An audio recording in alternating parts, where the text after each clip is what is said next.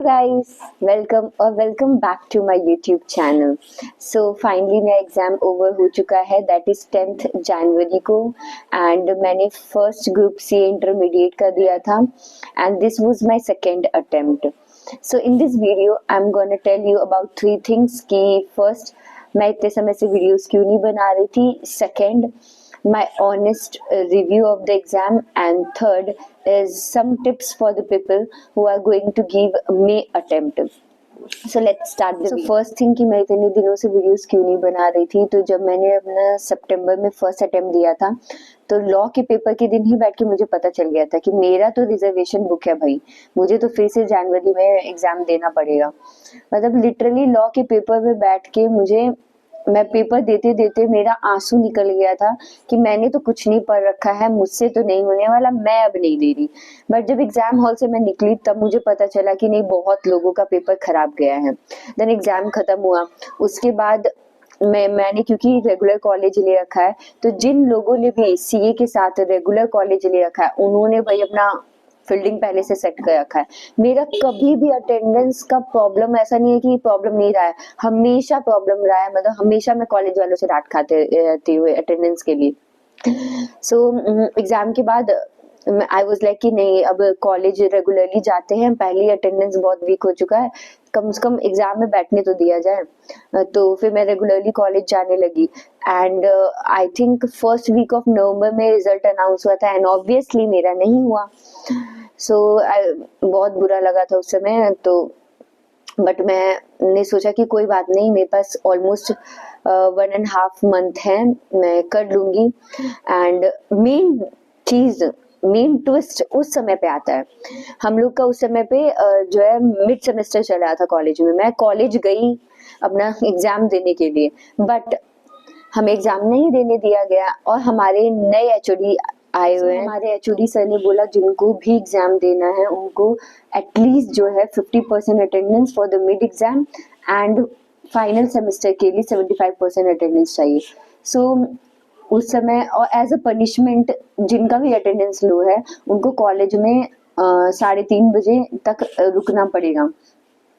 So almost 20 to 25 days मैं regularly college गई and उसके बाद हमें मिड सेमेस्टर देने दिया गया, वाइवा हुआ, ये सारा चीज जो है खत्म हुआ 20th ऑफ दिसंबर में.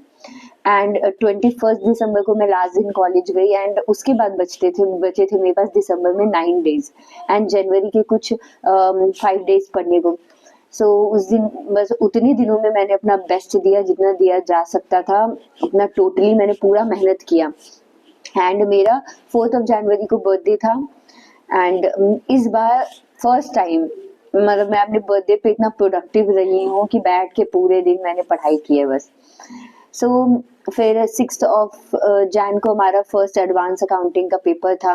देन 8 और 10 को, तो लास्ट मेरा 10th को एग्जाम खत्म हुआ एंड मैं बैठी एग्जाम देने के लिए, मैंने दिया. एंड सो अब आते हैं हम सेकेंड पार्ट पे कि पेपर कैसा था. सो अगर मैं ओवरऑल बात करूं तो पेपर वाज लाइक मॉडरेट से थोड़ा ऊपर बट लेंदी तो बहुत बहुत ज़्यादा लेंदी. सो पहला जो है एडवांस अकाउंटिंग, वैसे मैं पेपर लेके बैठी हुई हूँ, ये है एमसीक्यूज बुकलेट और ये डिस्क्रिप्टिव पार्ट. सो मुझे एक चीज़ पूछना है कि ये जो एमसीक्यू बुकलेट है ये येलो क्यों है इतना.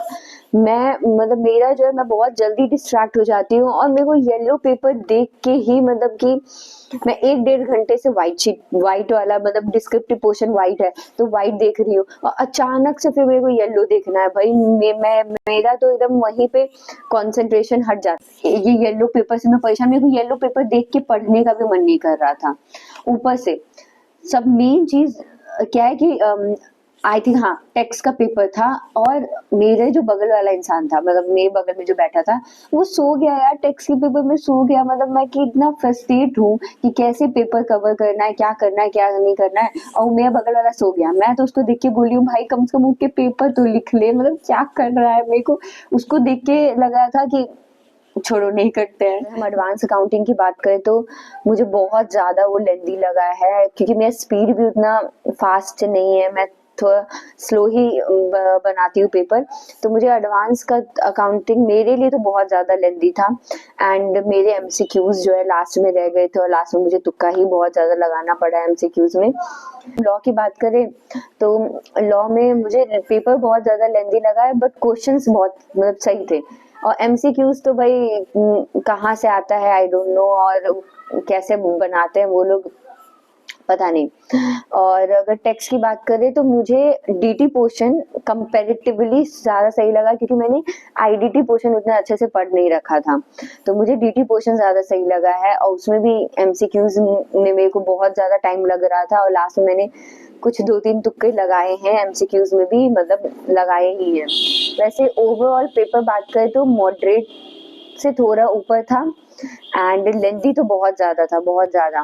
जो लोग भी मेरा अटेम्प्ट देने वाले हैं उनको मैं अपने एक्सपीरियंस से कुछ बातें बताना चाहती हूँ कि प्लीज़ सेलेक्टिव स्टडी मत करके जाना, पूरा सिलेबस कवर करना। क्योंकि जो मुझे सितंबर अटेम्प्ट और जनवरी अटेम्प्ट में डिफरेंस लगा है कि सितंबर अटेम्प्ट में आईसीएआई ने जैसे कि लॉ के पेपर में इम्पॉर्टेंट टॉपिक से ज़्यादा पूछा था क्वेश्चंस, और वही जनवरी में जो बेसिक टॉपिक से पूछा गया था, जिससे कि आई डोंट थिंक सो कि आईसीआई ने पहले कभी मतलब इतना बेसिक टॉपिक से क्वेश्चंस पूछे हैं।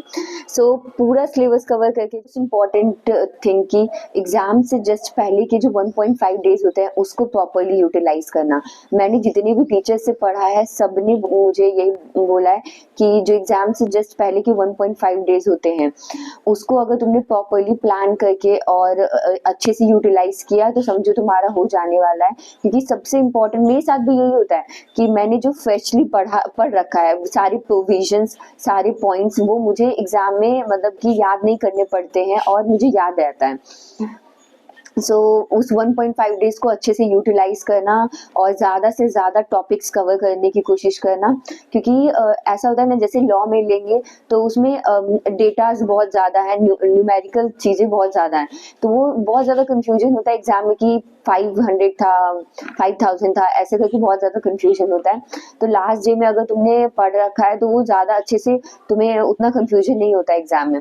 And second most important thing कि राइटिंग प्रैक्टिस। मैंने जो गलती की है वो है कि मैंने बहुत कम राइटिंग प्रैक्टिस की थी। मैंने सोचा पहले सिलेबस कंप्लीट कर लेते हैं देन राइटिंग प्रैक्टिस करेंगे, क्योंकि ये मतलब कि मेरे पास इतना लिमिटेड टाइम था कि मैं सोची थी कि राइटिंग प्रैक्टिस करेंगे तो टाइम वेस्ट होगा। इस तरीके से मैं सोच के चल रही थी कि मुझे सिलेबस जल्दी जल्दी कंप्लीट करना है। उस चक्कर में मैंने बहुत कम राइटिंग प्रैक्टिस किया था। सो प्लीज़ राइटिंग प्रैक्टिस पे बहुत ज़्यादा ध्यान देना, क्योंकि एग्जाम में बिल्कुल भी हाथ नहीं चलता है।